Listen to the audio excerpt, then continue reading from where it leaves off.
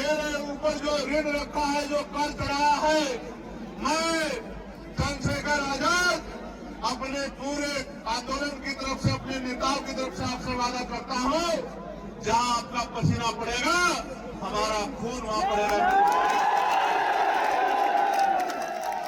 UP में 2027 के सियासी रण की तैयारी शुरू हो चुकी है। चुनाव में भले ही अभी 1 साल से ज्यादा का वक्त है, लेकिन राजनीतिक बिसात अभी से ही बिछाई जाने लगी है। दलित राजनीति के उभरते चेहरे और आजाद समाज पार्टी के अध्यक्ष चंद्रशेखर ने बुधवार को मुजफ्फरनगर से मिशन 2027 का आगाज कर दिया है। संविधान दिवस पर अपने गढ़ में सांसद चंद्रशेखर ने अपनी ताकत का एहसास कराया। चंद्रशेखर ने मुजफ्फरनगर की रैली से संवैधानिक अधिकार बचाओ, भाईचारा बनाओ का नारा बुलंद करके दलित मुस्लिम समीकरण को साधने का बड़ा दांव खेला है।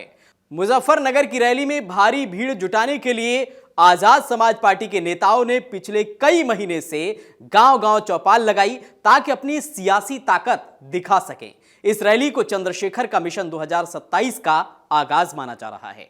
उत्तर प्रदेश में पंचायत चुनाव की सरगर्मी भी तेज हो गई है और 2027 के विधानसभा चुनाव की भी बिसात बिछाई जा रही है। ऐसे में मुजफ्फरनगर की रैली से शक्ति प्रदर्शन तक चंद्रशेखर पश्चिमी यूपी को सियासी संदेश देना चाहते हैं।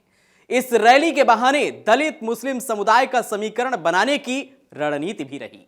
मुजफ्फरनगर में राजकीय इंटर कॉलेज के मैदान पर आजाद समाज पार्टी की रैली में नगीना सांसद चंद्रशेखर ने मंच से कहा, प्रदेश में एसआईआर के जरिए वोट की चोरी किसी भी हाल में नहीं होने दी जाएगी। उन्होंने मंच से स्पष्ट शब्दों में कहा कि यह यूपी है, बिहार नहीं है। चंद्रशेखर ने दावा किया कि वह भाईचारा मजबूत करने के लिए पश्चिमी यूपी के दौरे पर निकले हैं। चंद्रशेखर ने कहा कि युवाओं को नौकरी देने का वादा करने वाली सरकारें केवल भरोसे पर खेल रही हैं।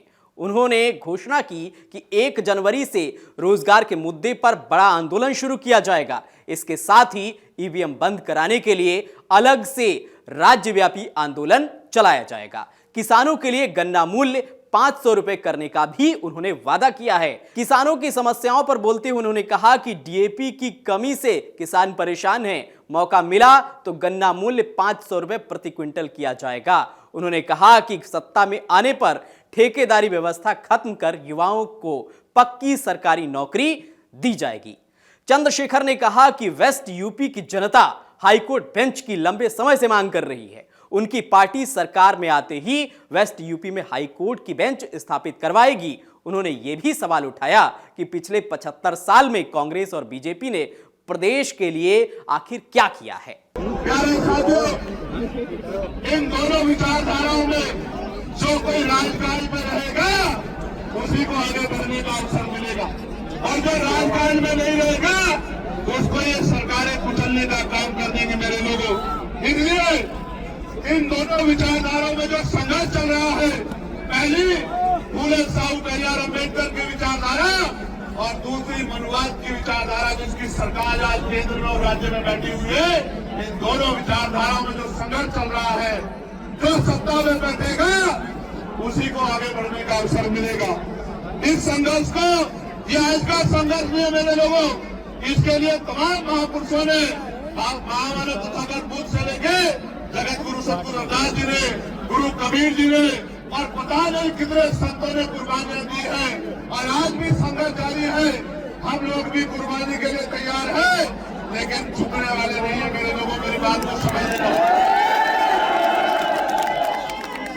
चंद्रशेखर ने पश्चिमी यूपी में मायावती की राजनीतिक आधार को अपनाने की स्ट्रेटजी बनाई है। इसके लिए चंद्रशेखर दलित मुस्लिम समीकरण बनाना चाहते हैं।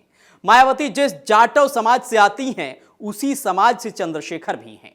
इतना ही नहीं, दोनों ही नेता पश्चिमी यूपी से हैं। दलित युवाओं के बीच चंद्रशेखर ने अपनी पकड़ मजबूत बनाई है, लेकिन क्या मुस्लिम वोटों को भी जोड़ पाएंगे, इसकी असली परीक्षा 2027 के चुनाव में ही होगी। अगर आप ये वीडियो YouTube पर देख रहे हैं तो हमारे चैनल को सब्सक्राइब कर बेल आइकन दबाएं, और Facebook पर देख रहे हैं तो हमारे पेज को लाइक करें।